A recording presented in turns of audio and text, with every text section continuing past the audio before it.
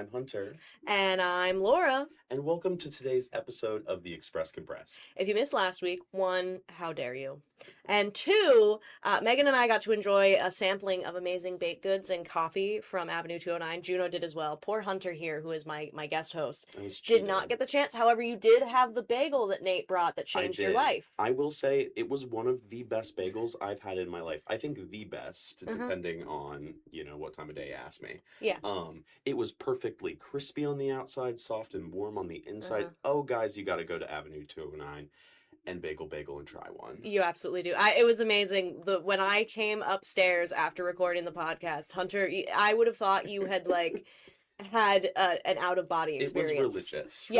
Yes, it did. I was like, wow, you have really, I mean, it is true. When they're fresh baked like that, it's out of the oven. It's unlike anything else. It really is amazing. But anyway, we did have that, which was really fun, the taste test. We also found out what bagels are your favorite, which you guys put a lot, and many of them exclusive to Bagel, and how you take your coffee. And I will say, Turtle, I still don't believe that you can exist without sleep. I can believe that you can exist without coffee, but the concept of you both not needing sleep and coffee feels incorrect to me. It's astounding. It's astounding and feels incorrect. Now, like I mentioned earlier, also, Hunter is here because if you saw last week, I did mention how Megan decided to abandon me this week. But thankfully I have Hunter, and of course Juno is always here. You don't see them, but they are always around. Always with so us. That's the great part. But that's pretty much what you missed. If you want to go back, we are on YouTube and we are on Spotify and Apple Podcasts. I was going to say music, but we are not music yet. Hey, never say never. That is so true. All right, so let's dive into the hot topics. What do you say, Laura? Absolutely. Let's go for it. All right, so the first question that we asked this week is, what is your favorite spring flower? We had a little bit of a spread here. 16 people said lilacs were their favorite, which I must say I did cast my vote in that category. Me too. 14 people said tulips were their favorite. 2 said daffodils and dandelions were their favorite. 1 person said daisies. And a personal favorite of mine, Pennsylvania state flower, the PennDOT orange traffic cone, courtesy of Joseph Harry, who suggested that one. Yeah, and you know what? I didn't even think about it. I picked lilacs. I mean, I don't really love the PennDOT orange traffic cone, but it is always there and ever present. They're ubiquitous. When I see it, I know it's summertime. I know spring is here. Absolutely, 100%. It's getting warm again. Yeah, no, I pick lilacs because I have a lilac bush in my backyard, and I right now have to bring it back from the brink because it was getting choked out by an invasive plant. Terrible. I know. I'm hoping this year I cleared that out, so I'm hoping this year maybe I can doctor it back. I may have to ask Ariana, honestly, for some advice. If anyone would know, it would be Ariana. Oh yeah, she would be able to give it. I'm gonna see how it does this year because I cleared out all the invasive plant, which there was a lot more than I thought. So I'm hoping to get the lilacs back. I mean, all flowers are pretty and beautiful, and we love them. But there's something about a lilac, the coloring of them, the purple specifically. I will say for me that they're very nostalgic because growing up, I had a lilac bush in my backyard. So in the summertime, or I guess maybe late spring, we would go out back and we would cut the stems and put them inside, and the whole house would smell like lilac. So every time I see them, every time I smell them, it just kind of takes me back. So. That has to be my favorite. Very nice. We love that. And we love how many people participated, by the way, in the polls. We love the energy, the 16, the 14. It's amazing, guys. We appreciate it. Absolutely. And keeping in our trend of kind of spring, because we all want spring desperately, I'm sure. Oh, I know I do. Yeah. It's supposed to be 70 degrees today while we're recording, so I'm excited about that. We might have to do this podcast outside. We may have to do an outdoor podcast. I don't know if Juno would. Stay tuned for that. I don't know if Juno will love the concept of the sound that would have to be dampened to do an outdoor podcast, but we'll figure it out. Don't worry about it. Our next question, though, is do you garden? And we got 13 votes for yes and 4 votes for no. I voted no because I don't grow plants very well. No, I would love to. It seems like a great way to save money, a nice relaxing activity to do after work, maybe before work. Yeah, that is true. I mean, Ariana does that, I know. So, but I don't know how people find the time in the day to do it, and I'm very surprised that such a high percentage of our viewers are gardening. Are you guys listening to the podcast while gardening? Let us know. Yeah, absolutely. Share that with us. We'd love to know if you're doing that. And on top of that, I mean, I believe it for this area. A lot of people have, even if they have a tiny little flower bed or they just have a potted plant of something. I know in my family, a lot of people garden. I'm just not one of them. My sister gets really into it. My mom loves it. You know, my sister-in-law loves it. And I enjoy the fruits of their labor, but I don't do it myself. If you were to start a garden, what things do you think you'd like to grow? Kind of flowers, vegetables? If vegetables, what specific ones? Oh, wow. I think carrots. I don't know if I could do carrot. It would be cool to do I would carrots. want to grow the purple ones. The purple? Okay. I would say I want a classic carrot. I don't know. I like the orange one because you can just pull them out of the ground and, like, clean them off and eat them. Unless you want to have a little taste of dirt, in which case you could just eat it right then and there. I don't know. Some people probably like that. I feel like I would want some, like, basic staple stuff. Like... Potatoes. Yeah, potatoes. Oh, I'm tomatoes. getting trauma at the concept of potatoes because my family does plant potatoes. We just go big, not just one tiny little row. It's multiple rows. That was my childhood. You talk about childhood nostalgia. That was for me. No, I would do like tomatoes, like some potatoes would be nice. The things that are like I would eat pretty frequently would be what I would go for sure. I mean, that makes sense, practical. And also, I'm talking about how it's economical and everything is Alex Fulmer commented about how he loves gardening and he owns a greenhouse in Flemington where he starts plants from seeds and then donates most of what he has. And what's really cool is he's going to start an initiative where he's going to take vegetable plants to like homeless encampments in the surrounding area and like give them to people to try and like diversify their diet is the word I'm looking for. That's a great idea. I haven't really heard of anyone else doing that sort of thing. No, it was super cool, and I really love the concept of that. And kudos to you, Alex, and I hope it works out for you. That is super awesome. Thanks for benefiting our community in that way. That's awesome. Absolutely. All right, so our next question is we asked, do you prefer the Muppets or Sesame Street? A controversial question is what I've gathered. Oh, very. It was almost perfectly split. We had 10 people voting for the Muppets, which is also where I cast my vote. Me too. And then we had 13 folks say that they preferred Sesame Street. Although, it doesn't end there. Emily, Laura's sister, added, why are you making me choose? Which, understandable. Yeah. And then Carolyn said she had to choose both, but if she had to pick, she was going Sesame Street. Exactly. Which, understandable. We all grew up with it, yeah? Oh, yeah, 100%, yeah. And then our dear friend Ryan Kane said, Sesame Street doesn't have Beaker. Next question. Which is valid. And I love, too, with Emily, is that 7 people agreed with her, which was very funny on top of that it's like, not only did she put that there, she texted me about it and was like, why would you make me choose? And I said, that's the whole point of it. I wanted a reaction, and I kind of knew when I suggested this to Megan. I was like, I know people are going to have reactions to that. And I picked Muppets just because, to me, they're just... I didn't grow up with Sesame Street as much. I enjoyed Sesame Street, but I wasn't a PBS kid as much. So the Muppets are more my nostalgia with, like, the Muppet Christmas Carol and stuff like that. Say, do you have a favorite Muppet movie, then? I would say that one, just because I love that the actor, I cannot remember his name, who played Scrooge, was like, I'm going to play this as serious as any other, like, I'm doing an Oscar-worthy performance, and then he's just surrounded by Muppets, and there's just the... Isn't that the charm of it? Exactly, the dynamic of that is amazing, and I love it, so that's why I think that would be my favorite, for sure. I'm really not sure what my favorite Muppet movie would be. What's the one where Gonzo tries to find his family? Oh, I don't remember. I'm blanking on it. If you know in the comments, please tell us. Yeah, chat, let us know if you know, because we would love to know. We're going to have to go back and rewatch it. Yeah, we're going to have to go back. We're going to have a Muppet movie, like, viewing party at some point. How fun would that be? That'd be great. We'll review them. Oh, my God. We got to pitch this to Megan. We always have such good ideas. Stay tuned for that. Megan, if you're listening, and you better be listening, you have to catch up. We're having some great ideas this episode. We're having some... I hope you tune in. Yeah, you better tune in. Notes. If you don't, I'm gonna quiz you, and if you don't, I'm gonna be really sad. I might cry. All right. So next week, our hot topics are focusing a little bit more on Easter because that episode will come out literally the day before Easter. Yeah, so tis the season. And the next questions are: what is the best chocolate Easter egg? Tough one. Were you scared of the Easter Bunny as a kid? And how do you celebrate Easter? So look forward to those, guys. Great questions. And now Laura has a Dear Annie for us this week. Always, always. As my usual recap goes, our Dear Annies print 6 days a week, Monday through Saturday, for those who want to read them in the physical paper. We love physical media. Or you can go to lockhaven.com. Megan and I love plugging lockhaven.com. Absolutely. It's a great place to be. It's our favorite place.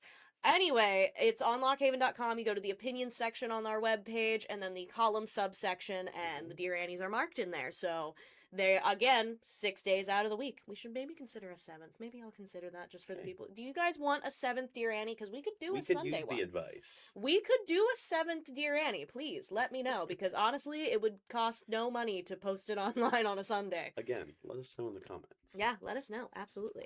So, today's Dear Annie is titled A Big Birthday with an Even Bigger Price Tag. Oh. I don't know if you remember this one at all, because we get to have a sneak preview of the Dear Annies every day when we proof them.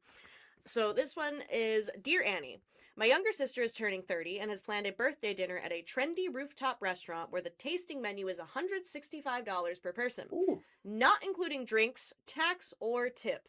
Wow. She also wants us to split the cost of a professional photographer to capture the moment for all of us. I want to celebrate, and the dinner does sound fun, but I just had to replace my transmission and pay an almost $2,000 dental bill. I'm in penny pinching mode, and I think a home-cooked dinner or a less trendy restaurant would be just as fun. I told my sister I might skip the dinner and take her out separately, and she looked genuinely sad. She didn't get angry, but I could see her feelings were hurt, and now I feel guilty. Should I suck it up for my sister? No, you should not if you are financially incapable. Yeah, I think it's understandable that the sister might have been disappointed. Yeah, absolutely. It was what she wanted to do for her birthday, right? Yeah. But there's no harm in saying, hey, I just can't afford that. Like, exactly. I would love to go to this $165 dinner and have a professional photographer there to capture the moment. But ultimately, you can still have a great celebration just together at home. I know because my birthday was just this week, and that's what we did. Yeah. It was fantastic. Exactly. You can do the same. And if she still wants to do it, it sounds like she's going to have other people going. It's not like it was a one-on-one. Right. And yeah, you can feel bad. I understand the urge with having a sister myself. Now, granted, my sister would not do this. I'd be the one more likely to try this, and even I won't do that. I would just politely say, yeah, I can't, unless you're going to pay for it. And which would be bad because it's your birthday, but it's like, unless you're going to front me that, like cover me and I can pay you back, there's no way. Yeah. $2,000 on the dental bill, and I know transmission replacements those are not cheap. Are super expensive too, so it's like, no, you're in penny pinching mode, and I feel like your sister, although disappointed, probably ultimately understands it, so I think it's okay to do something alternate. And I think, honestly, like, if this was something that she was very passionate about, like, having you be there, right? She could maybe, figure out a way to make up the cost for you. Exactly. I mean, that would be the way. And I think it is a disappointment. It would definitely be a disappointment. And that's so understandable, right? Like, if it's what she wanted to do, it's what she wanted to do. Yeah, absolutely. But and, you want your favorite people there. Exactly. Yeah, and that's okay. But yeah, no, you do not have to. And I believe Annie is in the same boat as us. It says, it comes down to what this dinner truly costs you. A nearly $200 evening is significant, but if you can comfortably afford it and simply would prefer not to, stretching for your sister's 30th may be a generous gesture you won't regret. True. But if attending would mean real financial strain, then the wiser choice is to bow out and celebrate her another way. Milestones are meant to bring joy, not anxiety.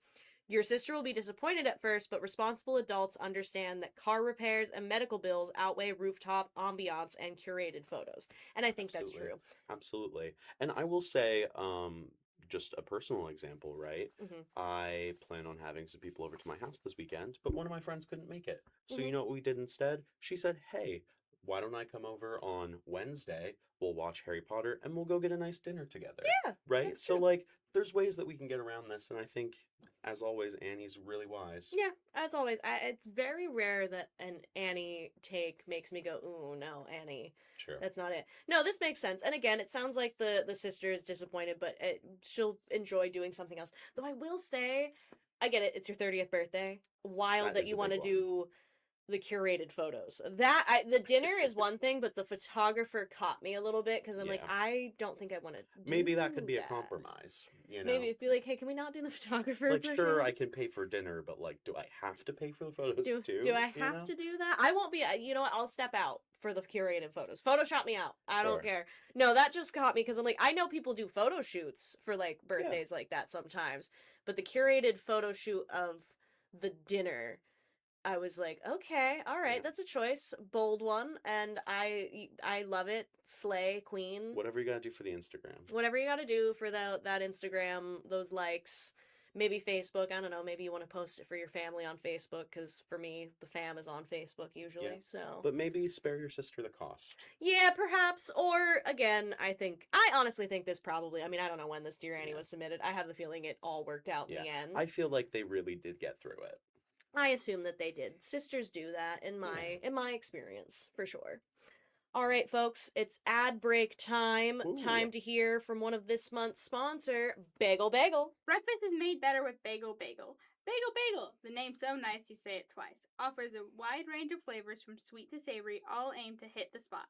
If you can't stop by Avenue 209 to enjoy a delicious baked good, don't fret. Bagel Bagel also offers a breakfast club subscription along with monthly specials and pre-orders.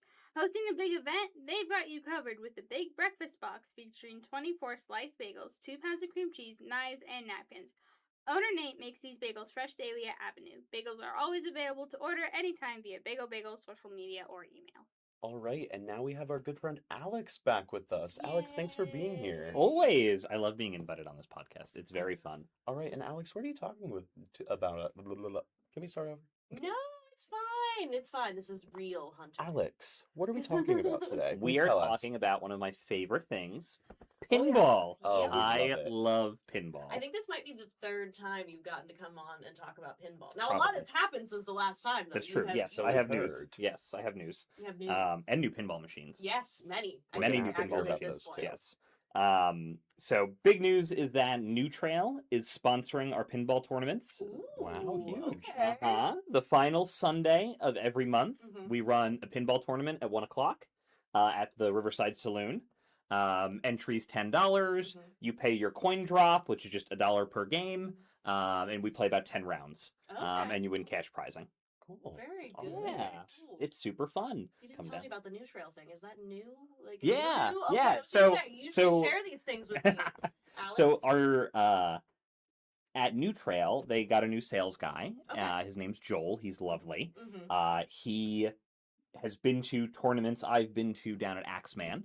And then he runs the tournaments, like as a tournament organizer for the tournaments down at Fizzy's, which is out in Milton. They're a really cool arcade too. I recommend checking them out. All right, sweet.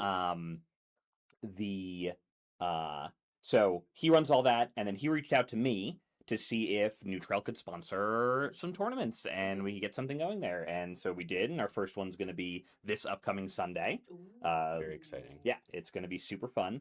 I put Uncanny X-Men down at Saloon. So there's 5 machines there now. Okay. There's Deadpool, Dungeons and Dragons, Avengers, Godzilla, and Uncanny X-Men. Okay. So we got 5 machines. All of them are the inside are connected. So they all have if you log in with your QR code, your score gets tracked and on the leaderboard, and then you get entered into a raffle for a local business card or local business gift card at the end of the month. So cool. Yeah, I did see that. I took my brother there just over the weekend because he was interested in pinball. And the bartender there had asked, "Oh, what's your name on the leaderboard?" And I said, "Oh, I'm not on there." No, I did for some reason. I don't know how on Godzilla, for some reason, on the tailspin, I think it was, I got like the high score on that, and I only got 5. So maybe I got a lower high score. I don't know. It did reset. So Stearns have like a every like 2,000 plays, it'll reset all the high scores. Okay. I will be manually resetting all the high scores on the anniversary of when I put them in Saloon. Oh, cool. So that every year we'll have a new set of stuff, which is fun. That's really cool. Okay. I thought that was odd. I was like, there's no way that Alex usually has the high score or somebody that's not me, and it's 5. Like, I've done like 11 on that machine before, so I was like, 5 is nothing. No, it had reset, and I've been playing... I got a couple new machines in. I got a 1991 Star Trek. Ooh. It's very cool. It's got some old 90s tech. Cool. It's got a little on the backboard, it has a transporter room. Oh, cool. And when you trigger it's very the older games are a little more limited in like their modes and stuff.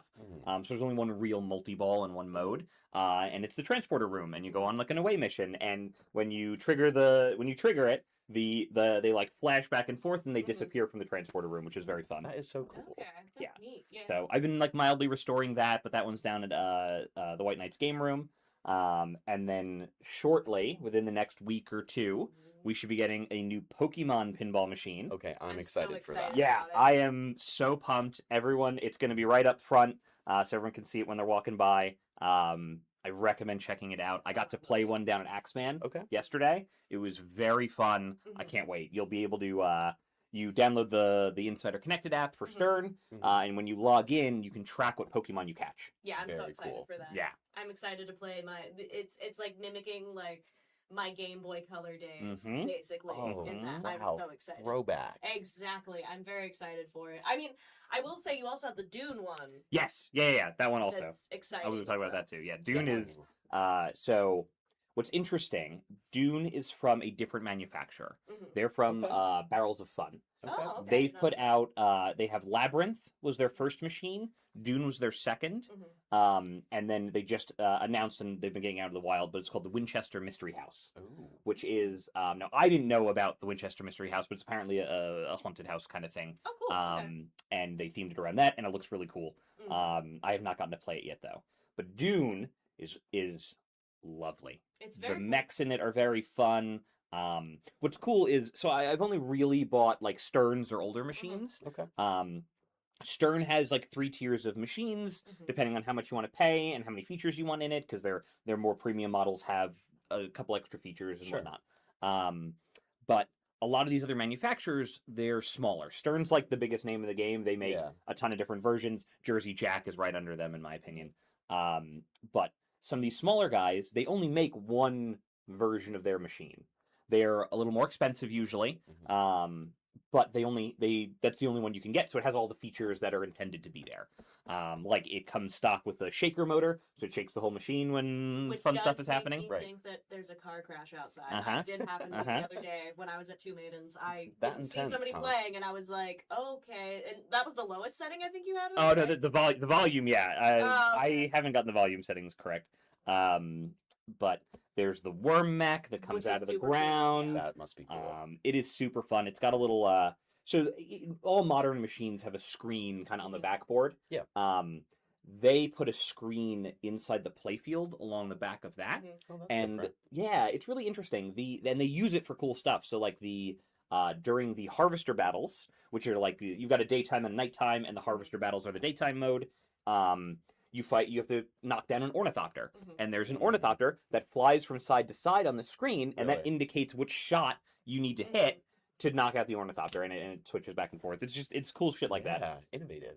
Yeah. That is really neat. I love that. That is so cool. The worm, you did have me try it the one day, and I did get to actually see the worm thing where you hit the ball into the center, and then it comes up. And I remember you talking about it before you got it. And it was very, very neat. I do want to switch back to Pokemon, though. Okay. I got this off the track. Because, I mean, from what I understand with it, too, like, what tier did you get? Was it the lower tier? So I got the premium. I wanted an LE, but the LEs were sold out very quickly. Okay, can you explain what the tiers are for our viewers? Yeah, so there's Pro, Premium, and Limited Edition. Pros retail for about $7,000. Oh, wow. They are great machines. They're really built for being out on locations, being in bars, being somewhere where someone's going to play the crap out of it. Yeah. Sure. You usually lose a couple features that the premium and limited edition have, but they're wonderful machines, and they're great. Like, Stern makes, in my opinion, some of the best machines out there. I love their Insider Connected stuff. Their pros are a really more like affordable way to like get into playing pinball. They are like the cheapest like modern machine you can get. Got it. And usually you can find used ones for around like 5 to 6, depending on what machine it is and how popular it is, which is nice. So then there's the premium. The premium comes loaded with like all the features that they intended to have. Okay. So like for the Pokemon machine, there is a stadium arena in the middle. That's cool. That has in the premium, it has a magnet underneath. So when the ball gets up there and it bounces around, the magnet will swing the ball around and like kind of make it a little wild. Cool. There is a ramp for a Pokeball, and that's how you catch the Pokemon. On the premium, it does the classic little tilt for when you, Like, oh, are you gonna catch it? Yep, does the little tilt. It also has a physical ball lock where it lifts up the ramp and it locks the ball in. Okay. Where the Pro, it has a physical ball lock, but it's out on the lane. Okay. What else does it have? Oh, the Pikachu. There's a little Pikachu sculpt. Yeah. On the premium and the LE, the head swivels. Cool. Okay. Yeah, and reacts to your gameplay. So those are the only ones on the Pokemon machine. Every machine is like a little different. Okay. Usually in the community, people will they'll be like, oh, well, the Pro is probably, it's like for Pokemon, the Pro is probably the more cost-effective option. Those premium features are not like the most interesting. Sure. But I'm a sucker, so and I love Pokemon too, so I had to. I'm a sucker for it. That's Yeah. You know what? I love your honesty on that. Yeah. So I'm curious, Alex, is there a particular feature from the Pokemon pinball machine that you like one of the game mechanics? Ooh. Well, okay, so there's you know the evolutions, right? Yes, so there's of course. Eevee, and you evolve into all these different. There's tons of different Pokemon you can evolve into. On the Pokemon pinball machine, there are 8 secret combos that you need to hit, and they're all different for each evolution. Cool. Yeah. So there's a secret combo for each of them. I don't know what they are at this point. You'll figure it out, I'm sure. Correct. But you need to hit those combos to be able to catch the evolutions, which is just cool. I like it. I feel like if you're downtown, even after White Knight is closed, you will likely see Alex in the window of his shop. Hunched over a pinball machine. Hunched over a pinball machine. It'll be like 1 a.m. and somebody's driving by, going to work early or something. Like, what's that guy doing in there? He's playing Pokemon. Yep, playing some Pokemon pinball. So you have quite a few of these machines now. Do you have a favorite? I know, it's like choosing between your babies, but... That is a very hard question. Maybe a current favorite. Current favorite is Dune. It's the newest one I got in. Pokemon's coming in. Pokemon will quickly become my favorite when that comes in. But Dune's I've been really trying to explore Dune. It's been really nice playing a non-Stern. Yeah. The flow is very nice. There's some really good. I really like all of them. I picked machines that I would really enjoy, because at the end of the day, yes, I want them to make money being out on location, and I want them to be able to afford, repairs and more pinball machines. Sure. But at the end of the day, I love pinball, and I chose games that I know I'm going to like, that I know other people the fun will of the game. Exactly. I think that method works, because what you pick is something and there's a variety to it. I mean, you have popular franchises like Avengers and X-Men and everything, and then you have some that might not be quite as popular or well known, like Dungeons and Dragons. That there are people that like it, but for me, I'm not a D&D person, but I do love Dungeons and Dragons. It's still a great time. Yeah, and then Deadpool is a classic. Yep. That's over. You pick stuff that definitely there's a market for each of them, I feel. I love Deadpool. I've been a Deadpool fan. My hipster hat on. I've been a Deadpool fan since the comics. Since before it was cool. Since before it was cool, correct. Just for the record. Exactly. But it is also a great beginner machine, and I did want to that it fit a niche that I enjoy, and it fit a good one to have for because we don't have a huge pinball crowd here in Lockhaven, so I wanted some machines that were very fun without needing to be overly complicated. That you can starting multi-balls is always fun, and that's it's super easy on that one, and it's very it's very clear. You just you smack Deadpool and you get multi-ball. It's a very easy thing to figure out. So it's I like those types of machines where Avengers was actually the first pinball machine I ever got, and that was at my house. And that one has a very deep rule set, so it's a little more involved. You need to do a little more research to kind of figure out what you need to do. It's really cool. Yeah. It's not as clear what your goals are. I do remember you trying to explain what things I needed to do, and I'm like, I like X-Men or even Godzilla's. Godzilla's slightly more complicated than, say, X-Men, but still it was something that I could figure out a little bit easier. Yeah. But yeah, Avengers is cool. It's a cool machine, but I'm just hitting the ball and seeing what happens. Yeah. I will say Godzilla is probably, if I'm looking at all of them, probably one of my favorite machines. I love Godzilla. It's that one's great fun. Oh my god, it's so. The flow is really nice. Hitting the ramp shots back to back is really fun. I only have the Pro model, but the premium model, the building collapses. That's cool. It's really cool. Okay. The building falls down and it changes the ramp shots. Really? Yeah. Okay. So it'll change the way the ramps flow, which is really fun. It's amazing what they can do. Oh yeah. Oh absolutely. my god. Some of these designers have just amazing ideas. Keith Elwin is one of my favorite designers. He designed Godzilla. He designed Avengers. He designed a lot of the more modern popular machines. But there's some really good designers. one of the guys. He started out as like a community. He did streaming and stuff. Mhm. His name's Jack Danger. Stern hired him, and he made Foo Fighters. His second machine was Uncanny X-Men, and then he helped work on Pokemon. Cool. Oh, cool. Yeah. And I quite enjoy Uncanny X-Men. The shots in that are so weird. Yes, They're they just are. like really interesting shots Oh, that yeah. you don't see a lot in pinball, and I really enjoy that. I mean, there's the one that's for, what is it, Kitty, where it's like, if you hit it right, it's basically looking like you're going through a Oh wall yeah, and it's the little, everything, yeah. which So is really cool. Yep. That one caught me the first time. And then I do love the Magneto, like the magnet that will sometimes, like, as you're shooting down, it will just, like, mess with it, or it just takes it and keeps it. It's also cool. I like the Sentinel hands. So when you're fighting the Sentinel, one hand breaks the wire form, so it doesn't feed back to the flipper, and the other one, the finger comes up through the wire form and smacks the ball backwards. And it's just a really fun, interactive bit that you don't see a whole lot of usually. No, and the danger room is crazy. I hate the danger room and love the danger room because I've gotten pretty good at getting it out. Sometimes it just manages to smack itself out, which is really great when that happens because, it's a difficult one. I remember you explaining the danger room to me before you got X-Men, and I was like, I don't think I'm going to like that very much. And I just pray that it doesn't end up in the danger room usually. Unless it's a multi-ball, in which case I don't care. If I lose one, it's fair. And the multi-ball for that is also pretty easy to get. You have to just smack the Sentinel head. Yep, you smack the Sentinel head. It's very fun. That's another one on the premium. The Sentinel head comes out of the table. Okay. And then the hands. So the hand thing does not happen on the Pro. The premium has the mechanical hands. Sure. And it's fun too when you smack the Sentinel head. Its mouth opens as you're damaging it, and you deal more damage to the Sentinel when you hit it directly in its mouth. Oh, okay. Did not know that. Yeah. All right. I don't know if I've ever hit this. The rule sets for these are crazy deep a lot of the time, especially these newer machines.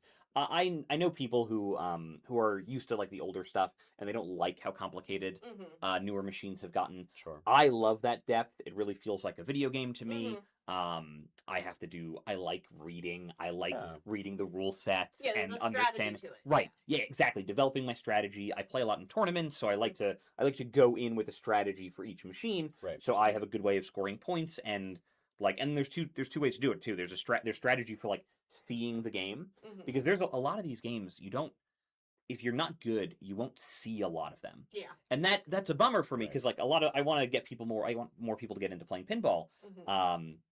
So games like D&D where you can save your progress and you can move around to different towns to play in different quests, you get to see a lot of the game, which I really enjoy. Yeah. It's such a unique thing that I don't think people really talk about it as much, but for me that's really important because I have a lot of people in my life who are not great at pinball, or they're new to pinball, or they don't really it's not really their thing, but they want to play. It's cool for them to be able to see different things instead of having to just get good and see the whole story of the machine. Yeah, absolutely. So I really like that on D&D. Yeah, it is my favorite too because the other day I signed in just to see what I had going on because I couldn't remember the last time because the last time I played I think was when it was in Two Maidens. And so I was like, I wonder where I'm at here right now. And I'm still in the stupid dungeon. I'm so sick of the dungeon. I really got to get out of there. They are a little hard.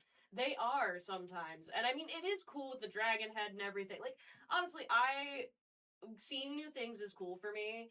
But as, like, a very casual pinball player, I just enjoy the, like, lights and, the mechanics of it sometimes. Like, I don't need to do well. I just like to see it. Yeah. I get that. The dragon head's such a cool centerpiece for the D&D machine.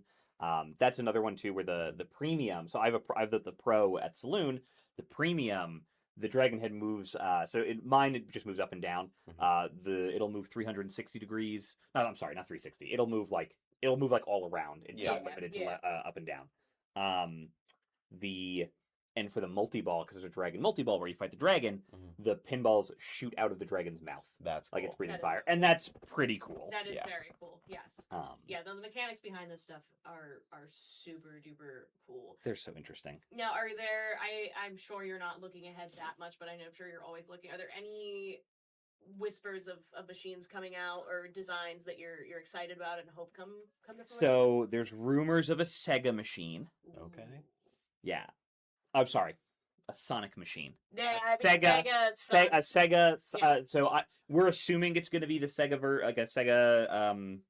Genesis, maybe? No, like just the video game version of Sonic. Yeah. Sure. But the movies are quite popular, That so is true. a lot of us we're I enjoyed the movies, so I think it'll be fine. But some people are like, well, I'm not gonna like it was the movies instead of the. I think I'd enjoy it anyway. I would enjoy it anyway. Sonic's a classic. There's a rumor Keith Elwin is designing a Fallout pinball machine, which will be very cool. Yeah. That'll be good because it'll be a Stern and a Pro is I'm more likely to pick those up than a lot of these other ones. Because the Sonic one is supposedly Jersey Jack, and those kind of run a little more expensive. Okay. Then what else was there? Someone rumored a Halo machine, which would also be pretty cool. Yeah. That's combining the video game aspect even more. So Pokemon I think has really like kind of like broken the barrier down for hopefully more video game machines. Sure. I think there's just really fun IPs there that they can do really cool things with. Absolutely. I agree 100%. The Fallout one, I'm not super familiar with Fallout because I didn't really play the game, but I watched the show, so I have a little bit. Yeah, you can do some very neat stuff with that, 100%. Yeah, so that's the rumor there. We should be getting a remake of the Transformers machine from Stern, which would be pretty cool. Okay. Now, is this the classic, 80s Transformers? I believe so. Okay. I haven't played their previous Transformers machine. They just remastered Walking Dead. I wasn't the biggest fan of that one. Okay. But Pokemon's their cornerstone for this year. And then we should be getting a remake of Transformers, and then I'm not sure what they'll be releasing next. Yeah, that's still very cool. Especially there's rumors all over the place. I mean, it's the 30th anniversary of Pokemon, so it definitely makes sense that they're releasing Pokemon this year. The LE was pretty cool too. It had a Master Ball shooter rod, which was pretty sweet. The colors were great. It was a beautiful yellow. The art package on it. I actually found this quite interesting. So most of the time, they have an art team who creates the art for these pinball machines. Sure. This guy Zombie Yeti, I love his art. He's done a lot of the machines that we enjoy. He's done a lot of the art for those. His artwork is lovely. But for Pokemon, they, as part of the licensing agreement, they don't allow you to make your own art for it.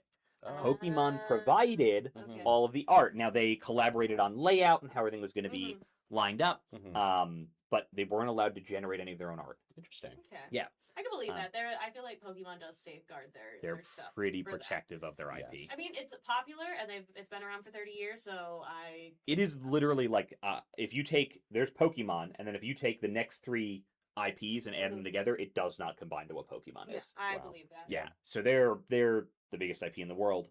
So I understand that they're pretty protective. Like right now, it'll save your progress with the Pokemon you catch, but the Insider Connected Pokédex is still not approved. They're still waiting on approval for them to push that update out, even though machines are out in the wild already. Okay.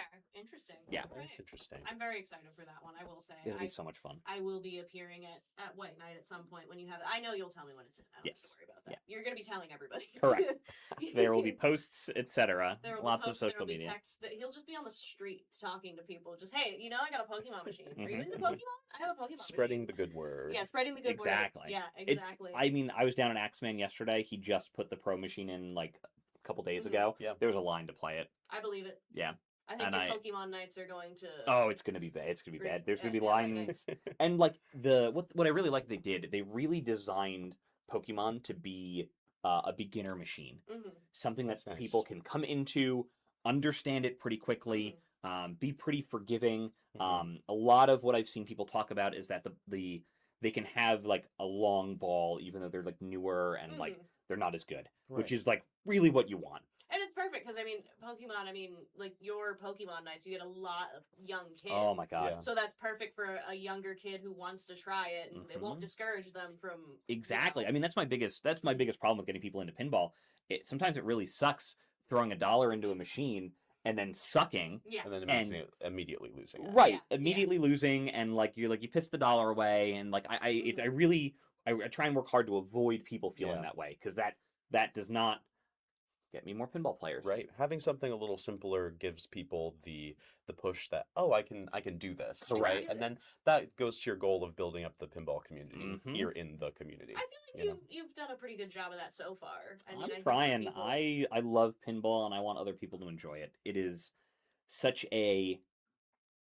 when it's just such a unique experience that we don't get a lot of anywhere really. I know it has screens and things like that, but I really try and like a lot of times when I'm like I want to avoid doom scrolling, right? We all do that. So I try and like when I'm thinking about doing that, I'm like, well, let me go do something more fun than that. Yeah. Let me go play around a pinball. Let me go have some.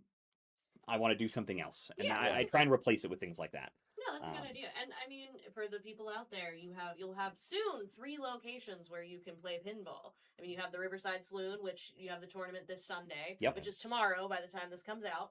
And you also have Two Maidens on Main Street, and then soon White Knight, which is right next door. You'll also have the opportunity, a bunch of different machines to choose from. So, and I know that Two Maidens and White Knight, they have quarters, so don't worry. They've got you on that. And then the saloon has an actual machine for that you can just stick your dollars in there. Correct. I think the most I've done is a 5 in there, and I'm never doing that one again. I like to just stick with dollars, but that's just... I do all of the saloon machines are set for 3 plays for $2. Yes. So, which is normally most arcades and most places with pinball machines, they usually just set it to $1 a play. Sure. But I want to encourage more people playing. So, Yeah. 3 for $2 seems pretty fair. I think so. It's a nice like little BOGO to some degree that I think is beneficial for sure. And you still get $2 out of it at the end of the day. So and our scores are pretty low down at Saloon because I'm usually the only one putting up some higher ones. Sure. Which means I have my five tail whip. Give me that. What I will say is that the scores, consistent scoring determines the replay value. Okay. So my replay values are pretty low, maybe like 100 million for a game, which is like relatively low. It's like it is easier to go into Saloon and get some free games by playing compared to like Axeman, where we have some really, really competent and excellent players. Sure. The replays are the 500, 600, 700 million. We have some really good players there. That makes sense. Yeah. And the grand champion scores are like in the billions. Wow. Can't even imagine that myself. Some real talent. I Correct. Try to get million in some and double digits in others, depending on how easy the machine is personally. You know, Godzilla's my main one. That's my main op when I want to try to get higher scores, because I have done it in the past and I can do it. Yes. Well, Alex, thank you so much for joining us again to talk about pinball. It was great having we'll have you back again. I appreciate you guys inviting me. This is lovely. Anytime. Yeah, of course.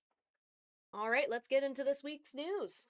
All right, after a slightly longer wait and much anticipation, Ice Shack in Mill Hall is finally open for the 2026 season. Tuesday marked the exciting seasonal opening of the popular business, which drew families and friends eager to enjoy the first day at the longtime local favorite. Known for its ice cream, pretzel sticks, soups, sandwiches, and signature Shack storms, Ice Shack is once again welcoming the community for what promises to be another busy year. After 43 dogs were rescued from an apparent hoarding situation late last week, the Center County Commissioners are considering a donation to help cover the cost of their care. The proposed donation was suggested as a way to offset strain placed on Center County Paws, the county's largest no-kill animal shelter, while it cares for the dogs. After taking in 6 dogs from the same property the week prior, Center County Humane Officer Mark Rusnak and his team delivered an additional 37 dogs to the shelter as part of an ongoing humane investigation. Authorization for the donation will likely be included on next week's agenda. Mill Hall Borough Council approved hiring CMT Labs to conduct core drilling at its pool to assess the condition of the concrete and what lies beneath the surface. The decision followed discussion about visible issues at the pool, including bubbling water beneath the surface and concerns that voids or unstable material may exist under the concrete. A timeline for the testing was not finalized at the meeting, but council estimated the work could begin within a few weeks, pending coordination with maintenance staff and equipment availability. Lock Haven City Council was provided with an updated portion of its zoning ordinance as city staff works with a consultant to update both the zoning and subdivision and land development ordinance, SALDO. The goal for the update is to make each easier to understand for those interested in property development within the city.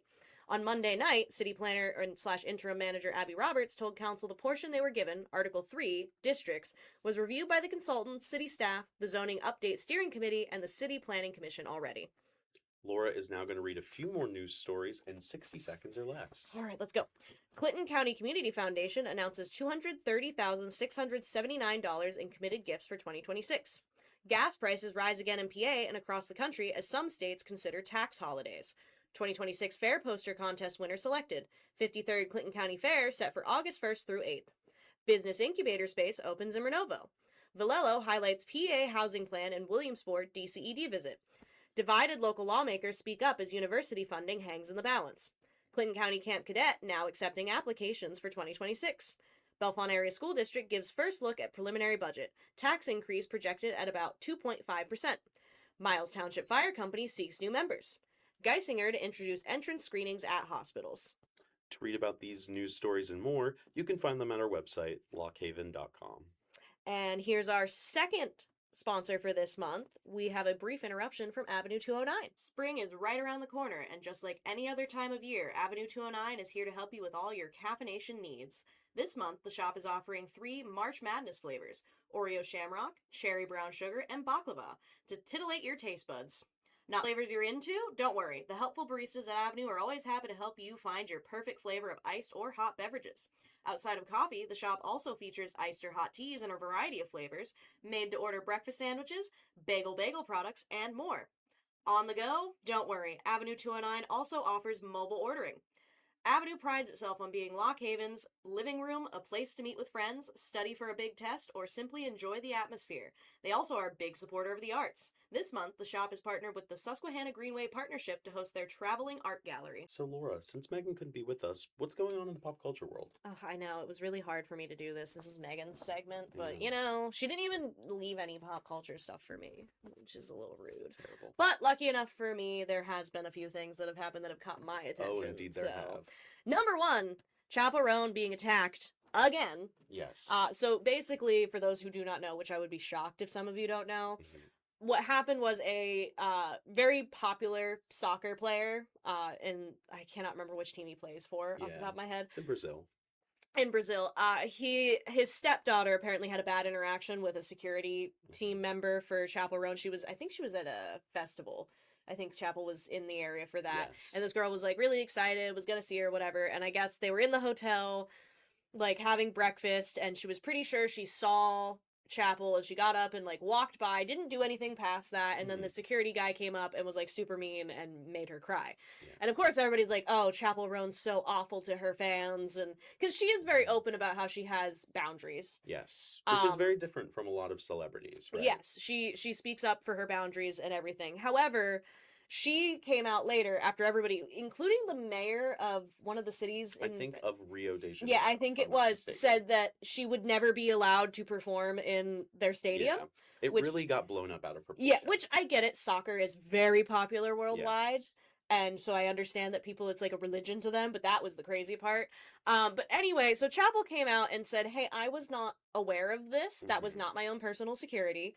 I didn't know that was happening. Functionally, she was eating breakfast and the guy got up and walked away, and she probably thought, he's going to go to the bathroom or something. From what it sounded like, it didn't even happen within sight of her. No, it didn't, from what I understand. And basically, so she said, I'm sorry, that shouldn't have happened to you guys. Like, I don't hate children, and I love my fans. Like, that's not true, because the soccer star was trying to insinuate she does not like her fans and everything. Yes. Which also another plot point also is that his stepdaughter is Jude Law's daughter, which is also that's not as important, but like it does kind of play into why people are upset. It adds some color to the story. It does. For sure. And so I guess we also learned, Juno updated us that I guess the security guard himself came out and said, hey, so I'm not her personal security, and like I am sorry for what I did. I think he was basing it on the fact that people blow out of proportions Chappell saying she doesn't want to be bothered. Right. And I think because she is very vocal about that, right? That she doesn't like particularly paparazzi, but also fans getting up into her space because it makes her feel unsafe and uncomfortable. Yes, exactly. Which I think is understandable. Oh, 100%. So basically, he was like, I'm sorry, that was not on her. Right. I don't know if that's going to make the Chappell hate train end. Personally, when I first heard about it, I was like, okay, maybe there's merit, but I'm also like, I don't trust immediately this one guy saying something. You do have to look into it, and let's maybe talk about why.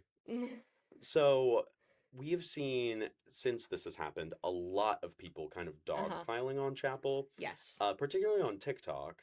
And I will say that in my own personal research into this, a lot of the accounts and people who are kind of going after Chappell do not appear to necessarily be all human. Yes. It seems like there is potentially some sort of bot campaign. And there are maybe some compelling reasons why. If you have been following Chappell Roan in the news, you might have seen that she recently left her talent agency, Wasserman, because of the owner's mention, I believe repeatedly, in the Epstein files. And as we know about Chappell, she's very outspoken about things, particularly the events happening in Israel and Palestine, which I will say maybe was not the label's favorite thing. And then with these new developments, it seems like maybe some people aren't too happy with her. Yeah, I will say, I mean, most, from what I can tell with music labels, they prefer their artists to not be vocal really on anything. Right. I think they prefer... Because they don't want to alienate their audience. Exactly. I think they want them to be likable across the board. And Chappell's not the only one that's been that way, artist-wise. There are many artists out there that do similar things that don't care. I mean, Melissa Barrera got kicked out of the Scream franchise for something similar. So, like, this is a thing that happens. But I do believe, I would believe, it could still be just legitimate, because I will say, even before this, any controversy she had... And I use controversy very loosely. Yes, they're kind of nothing burgers. They kind of are, and I think it's just because some people... I mean, she's kind of... And Megan's not here for this reference, but she's kind of Taylor Swifting it. That Taylor Swift got a lot of hate very early on in her career for honestly simply existing. Just being a little bit dislikable. Yeah, like, you know? And I don't even know if I'd say dislikable all the way. I think maybe for some people she's a harder pill to swallow. That's fair. I guess in that sense, I would just say they didn't always fit the mold, and people didn't like that, basically. Absolutely. And so that's basically what has happened. And we've seen it a bunch of times, and this actually ties into the second one, is like Miley Cyrus is another one. Yes. Like, she is the same way. So it's just, there's a lot of, and it's mostly female artists. There are some male artists that go through this, but not as many. But it's very, very particularly a female artist issue, it seems to women me. get scrutinized heavily. Now, I will say there's like Justin Bieber and a few other like really, really popular male artists that definitely are not spared from that either. But we're not going to get into the layers of that right now. But ultimately, with the Chappell Roan stuff, ultimately, it was kind of a nothing burger. I think it's going to take a while for it to fully die down. But considering the guard himself came out and said, hey, I'm not her personal security, guys. Yeah. Like, I shouldn't have done that. But she didn't, like, go, hey, go bully that kid for me, which is basically what people were trying to insinuate, which is crazy. Yeah. A crazy concept. So we're dropping the charges. Yeah, I personally, that's my opinion. Now, tying in with Miley Cyrus, the Hannah Montana 20th anniversary special came out. How big? It was so good. Did you watch it? Yes, I watched it actually the night it came out on the 24th, and I went home. It was about an hour, and it was very cool to kind of see it, because I was a Hannah Montana girly. Well, absolutely. Growing up. Childhood. Yeah, it was my childhood, and I mean, it was really cool to see Miley especially, and there were other people like her mom, her dad got to like talk Selena about Gomez made a cameo, there were a couple of celebrities. Chappell Roan made a cameo, actually. So I heard. Yeah, so like, which shocked me, because there was the scene where she's like sitting at like a makeup desk or whatever, and she's like, I hear these heels and they're not mine. And at first I thought it might be Dolly Parton, because that's her godmother. They only referenced Dolly. She was unfortunately not in it, but they referenced the fax she sent of congratulating her for Hannah Montana. But anyway, she turns around after saying, I reckon those heels, there's heels and they're not mine. And it was I was like, Chappell Roan? What are you doing here? What are you doing? Which makes sense, though, because they talked about how Miley kind of paved the way for artists like her to be able to, again, tying back in a little bit, exercise some, like, confidence and ability to say, hey, no. Because we all know Miley in, like, the early 2010s, when she was trying to separate herself from Disney, got a little bit crazy. Yes. A little bit wild, was controversial at the time. We saw the Wrecking Ball. Yeah, we saw the Wrecking Ball. There was a lot of things that happened, which, again, she was in her 20s, like late teens, early 20s. And when you look in retrospect, it's like a lot of people can be like that. They just don't have, like, the celebrity that she has. And, I mean, it was very neat. She actually debuted a song at the end, a new song she did, which was very good. Isn't it called, like, To My Younger Self? Yeah. Younger self? Yeah, it's something like that. And it was very touching. Yeah. Overall, I liked it. I liked the revisit to some of the, like, the closet, that insane closet that she had in the show. and like the living room space and everything. And she also dropped that she dated Dylan Sprouse. She confirmed that. Whoa. While she was on Hannah Montana. That's news to your co-host. Yeah, she dropped that very casually because she's like, I mean, it's been a while. She's like, there were rumors, I guess, at the time. I wasn't paying that close attention. I was probably 10. Yeah, so I was like, that. yeah, I was very little at the time as well, so I wasn't paying attention to that part. But she talked about that. She talked about what it was like to be in that peak, like, Disney era, because, like, High School Musical, Hannah Montana, like, Sweet Life, Wizards of Waverly Place, like, that was, like, the prime time of the Disney Channel, more than anything. And so she talked a little bit about that, which was very interesting. I would recommend seeing it, because it was very touching. She performed some of the songs, and it's interesting at how she's still... There is a change in her voice, obviously, because she's gotten older, but it's so reminiscent of when she was, like, you know, a teenager. It'd take you back a little bit. It takes you... There were people in the live, like, audience that were, in fact, in tears. I was not, but there were quite a number of people that were in tears. I bet it was really moving in person. Oh, I'm sure it was. And, of course, she had natural... She had some extensions, I think she said, but, like, she didn't put the wig back on for it. That was her own hair. Wow. I also loved fun little tidbit that apparently there was no Hannah Montana special planned. She just dropped Easter eggs enough in interviews that her team was like, "What is this?" Okay, and she's let's like, do it. "Yeah." Her team was like, "What is this, Miley?" And she's like, "Well, I want it." So I figured if I make you do it. Yeah, I figured if I just keep bringing it up, and then the public pressure's gonna make you have to do it. And that's pop star behavior. It is she is one of the OGs. Like, you got, like, Britney Spears is, like, the OG. Well, of course. And then, like, Miley Cyrus kind of, I think, is, like, follows her. She's her daughter. She is, now we got Chappell Roan. Like, it's a generational thing, honestly. Because that was because Chappell had said that she grew up watching Hannah Montana. And I believe that she said that Hannah Montana and Miley Cyrus are, you know, inspirations for her music. Exactly, for her music. And then I honestly think, because she said before that Chappell Roan and Kaylee are two different people to some extent, in that she is her personal self, and then she puts on, like, the red wig or whatever, though I think she's actually dyed her hair at this point. But, like, she put that on, like, when she's in red, she's Chappell, and so it's cool to see that impact that show had, because it was only on for, like, 4 seasons, and it was a Disney Channel. Yeah, I think it was 4 seasons total. And there was the movie, of course. Well, of course. And I also learned, for people who may not watch it, is that the final song in the Hannah Montana movie, the Way Back Home or something like that was written by Taylor Swift. I did know that, but I only found that out this week. Yeah, and it's because they released the fact that they needed somebody to be in that scene, and that one scene, the barn scene, and they're like, we need somebody, and she had said, no hate at all, this is not shade, it's just that we needed somebody that looked like they would perform in a barn, and that was when Taylor Swift was in her country era, so it made sense. Wow. Someone better clip that. I'm sure somebody did. I'm impressed I haven't seen people clip it and be like, oh my god, Miley Cyrus hates Taylor Swift. No, it's just that she was in her country girl era. She was relatively new. It made sense. And I guess then she wrote that song. And she's like, Miley's like, credit to her. That was a banger. And it still is. So, I mean, yeah, it was very cool. Enough about Hannah Montana special. It's on Disney Plus and also Hulu with the Disney Plus extension pack if you want to watch it. I would recommend it. And then the final thing is a little bit more serious that I found out today. FKA Twigs filed a new lawsuit against her ex, Shia LaBeouf. She's claiming that the NDA is illegal. Basically that it's silencing her to some degree. So that's relatively new. We don't know where that's going to go, but I just know that Shia LaBeouf has been making more headlines as of late. I mean, he got arrested in New Orleans, and then he was seen partying in New Orleans, then he did a strange interview. And what's going on with him? He's one of the tragedies of Disney, I think, unfortunately, or at least just in general child stardom, that, like, some people just don't recover from that to the degree that, like, say, Miley Cyrus, Selena Gomez do. And Demi Lovato's another one, because Demi Lovato had a really, really rough go of it, too. Oh, absolutely. But then she managed to kind of, like... Turn it around. Yeah, turn it around, and he's... He's still working on that. Yeah, I mean, I do feel bad, but at the same time, the allegations with FKA Twigs, I'm kind of like... pretty serious. Yeah, they're very serious, and I'm kind of like...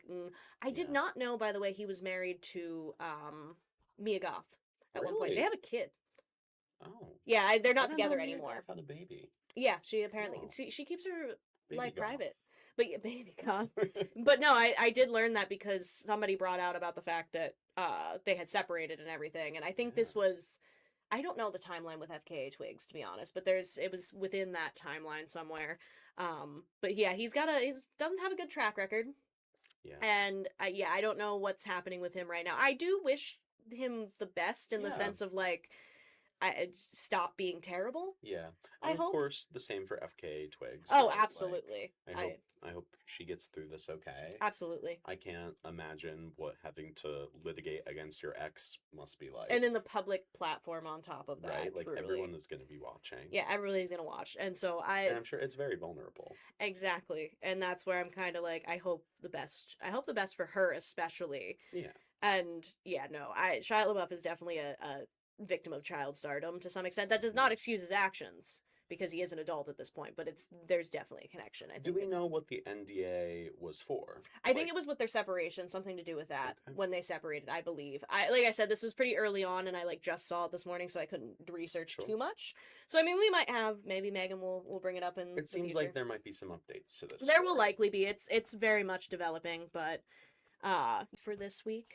All right. And Megan will be back with whatever Megan comes up with next week, unless she decides to never come back and abandon me forever. Let's hope that doesn't happen.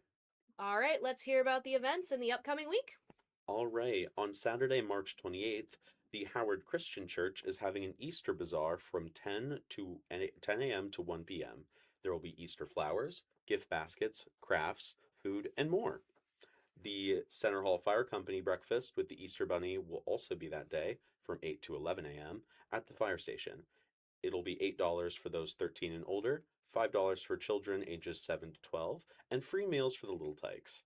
The Potter Township Parks and Rec will have an Easter egg hunt starting at 10 a.m. during the breakfast. Williamsport's Community Theater League will present You Can't Take It With You at 7:30 p.m. Nittany Valley Amish benefit dinner at Walker Township Fire Company will be from noon to 7 p.m. A traditional Amish wedding meal will be served. To make reservations, call Sylvia at 814-810-7959. The Sugar Valley Volunteer Fire Company's breakfast buffet will be from 6:30 to 10 a.m. at the fire station. And finally, KBR Bingo and More will host a benefit bingo for PA Cannons Baseball. Doors open at 11 a.m. and bingo starts at 1. On Sunday, March 29th, Williamsport's Community Theater League will again present You Can't Take It With You at 2 p.m. Musica Antiqua will hold a concert, Songs from a Medieval Easter and Spring, from 2 to 3:30 p.m. at St. Peter's United Church of Christ in State College. On Monday, March 30th, Dunstown Fire Company offers a cash bingo at the fire station at 119 Woodward Ave. Those happen every Monday. Bingo starts at 6 p.m. and all proceeds help support the fire company's needs. On Tuesday, March 31st, KBR Bingo and More holds bingo every Tuesday night at the Piper Airport Museum's 3rd floor bingo hall. Doors open at 4:30 p.m. Early bird games are at 6:15 p.m. and regular bingo starts at 6:30 p.m. On Wednesday, April 1st, it's April Fool's Day. Woo! The Kiwanis Club of Bald Eagle and Nittany Valleys meet on the first Wednesday of every month at 6 p.m. on the 3rd floor of the Sons of Italy in Lock Haven. For more information on meetings, programs, or membership, please visit www.kiwanisofbenv.org or check them out on Facebook. On Thursday, April 2nd, Milesburg Lions Bingo is held every Thursday night at the Milesburg Community Center. Doors open at 5 p.m. and bingo starts at 6:45 p.m. Jazz pianist Dan Tempfer will perform at the Y Center for the Performing Arts at 7:30 p.m. Tickets are available by calling 570-577-1000. And on Friday, April 3rd, the Bald Eagle Art League will showcase Diane Wyan as the featured exhibitor at the Genetti Hotel's windows on 4th Gallery in Williamsport from March 6th to April 30th. Opening reception will be held from 5 to 8 p.m. And the Old School Market, the former Rote Elementary at East End Mountain Road in Mill Hall, is open each Friday from 9 a.m. to 7 p.m. So check that out too. Absolutely. And that is a wrap on the Express Compress this week with my guest host, Hunter. Thank you for having me. Absolutely. And thanks for hanging out with us. And we can't wait to see you again next week. Well, I will, unless Megan decides to never come back. Then maybe I'll be back. We'll see. We'll see. All right. Until then, feel free to pick up a copy of The Express. Check us out online at lockhaven.com and follow us on social media. You can find us under the Lockhaven Express on Facebook, The Express PA on Instagram, and follow our YouTube and TikTok accounts, both named The Express Compressed. Until next time, I'm Hunter. And I'm Laura. XOXO, The The Express. Nailed it.